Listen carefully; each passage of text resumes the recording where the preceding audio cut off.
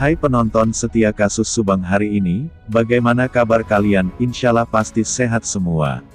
Sebelumnya Z selaku admin channel Indonesia Seleb mengucapkan banyak terima kasih untuk kalian yang sudah mengikuti dan mengawal kasus ini.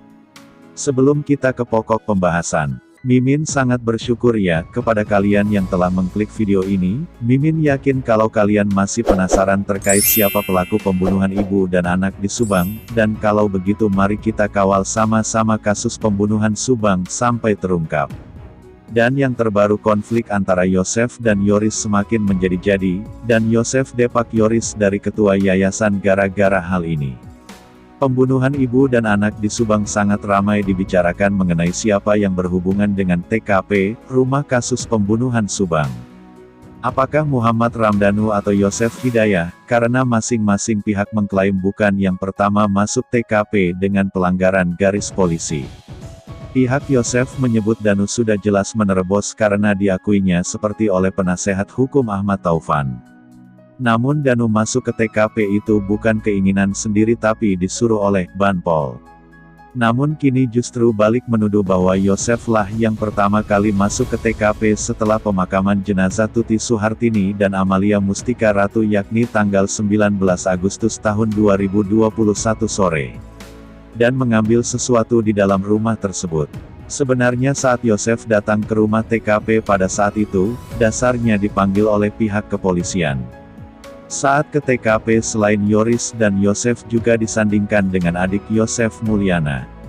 Bahkan saat pergi ke TKP satu mobil berbarengan dan memang saat itu masih suasana duka dan antara bapak dan anak yakni Yoris dan Yosef datang berbarengan satu mobil. Lalu Yosef saat itu dikabarkan oleh polisi bahwa ada mobil Yaris dan ada 2 kucing. Yosef menyebut memang dua-duanya barang tersebut milik Amel. Yoris saat itu ingin membawa mobil Yaris tersebut, Yosef pun tidak keberatan karena memang Yoris juga masih anaknya. Yosef saat itu hanya membawa 2 buah kucing milik Amel. Saat itu yang masuk ke rumah TKP juga bukan Pak Yosef tapi Pak Mulyana dan sedangkan Pak Yosef ada di luar rumah TKP, ujar kuasa hukum Yosef, Rohman Hidayat saat dikonfirmasi desjabar.com, Kamis kemarin. Bahkan paket milik Amel pun dibawa oleh Yoris karena paket datang di saat Amel sudah meninggal dunia. Tidak ada masalah saat itu dan langsung pulang kembali. Yoris pulang ke rumahnya, Yosef pulang ke rumah Mulyana untuk menumpang tidur. Seiring perkembangan antara anak dan bapak itu malah bersitegang seolah saling menyalahkan. Di antara mereka hingga kini bersitegang saling menyalahkan. Kini Yoris dan Danu satu suara sedangkan Yosef berbeda sendiri. Silang pendapat seolah saling menyalahkan keduanya, Yoris dan Danu menyalahkan Yosef. Kemudian Yosef juga menyalahkan Danu dan Yoris. Terutama soal lamanya pengungkapan kasus pembunuhan Subang, pihak Yosef mensinyalir karena adanya ulah Danu dan Banpol yang masuk ke TKP sehingga barang bukti jadi rusak dan hilang. Bahkan Rohman meminta Danu untuk dijadikan tersangka, karena telah menerobos TKP tanpa adanya izin dari penyidik. Terlebih Danu di dalam melakukan aktivitas seperti membersihkan bak mandi. Menurut Rohman karena melanggar harusnya Danu ditetapkan tersangka.